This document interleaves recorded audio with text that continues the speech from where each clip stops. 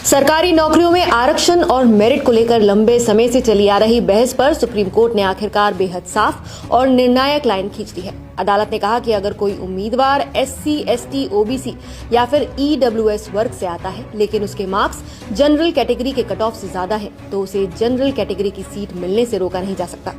Court ने साफ किया कि जनरल या ओपन कैटेगरी का मतलब किसी खास वर्ग की सीट नहीं है, बल्कि वो मंच है जो योग्यता के आधार पर सभी के लिए खुला होता है।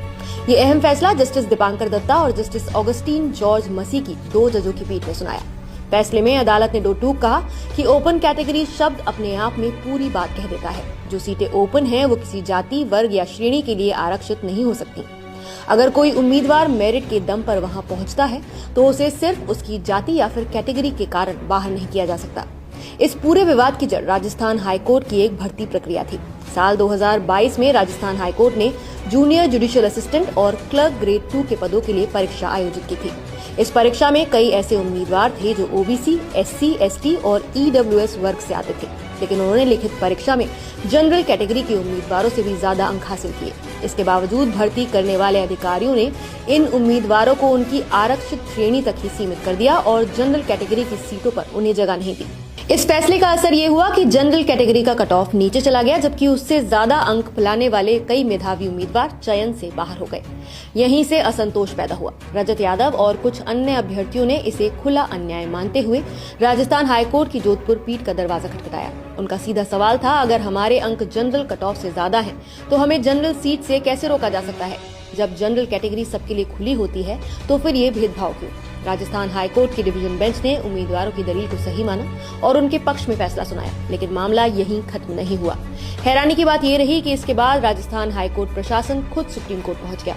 प्रशासन का तर्क था कि अगर आरक्षित वर्ग के उम्मीदवारों को जनरल सीटों पर बैठने दिया गया तो उन्हें डबल बेनिफिट मिल जाएगा, एक फायदा आरक्षण का और दूसरा फायदा मेरिट का।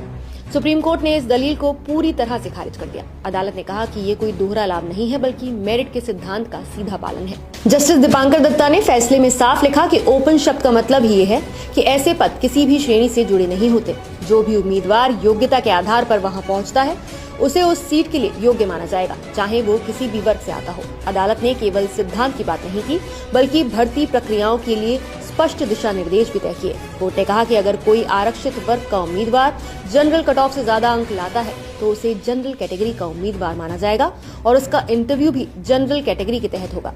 अगर अंतिम चयन में उसके कुल अंक जनरल कट ऑफ से नीचे रह जाते हैं तो उसे उसकी मूल आरक्षित श्रेणी की सीट पर विचार किया जा सकता है, लेकिन सिर्फ ये कहकर कि उम्मीदवार आरक्षित वर्ग से है उसे जनरल सीट से बाहर नहीं किया जा सकता। फैसले में सुप्रीम कोर्ट के 1992 के ऐतिहासिक इंदिरा साहनी मामले का भी जिक्र किया गया, जिसमें ओबीसी आरक्षण को संवैधानिक मान्यता दी गई थी। कोर्ट ने याद दिलाया कि उस फैसले की मूल भावना भी यही थी कि आरक्षण का मकसद अवसर देना है, न कि मेरिट को दबाना। जस्टिस दत्ता ने साफ कहा कि आरक्षण की मौजूदगी इस बात पर रोक नहीं लगा सकती कि कोई योग्य उम्मीदवार अपनी क्षमता के दम पर अनारक्षित पद को हासिल न कर सके। 5 जनवरी 2026 को आया यह फैसला देश भर की सरकारी भर्तियों पर दूरगामी असर डालने वाला माना जा रहा है। ये न केवल मेधावी उम्मीदवारों के अधिकारों की रक्षा करता है, बल्कि जनरल कैटेगरी की असली परिभाषा भी साफ करता है। ये किसी जाति या वर्ग की नहीं, बल्कि देश की सबसे बेहतर प्रतिभाओं के लिए खुली हुई श्रेणी है। आने वाले समय में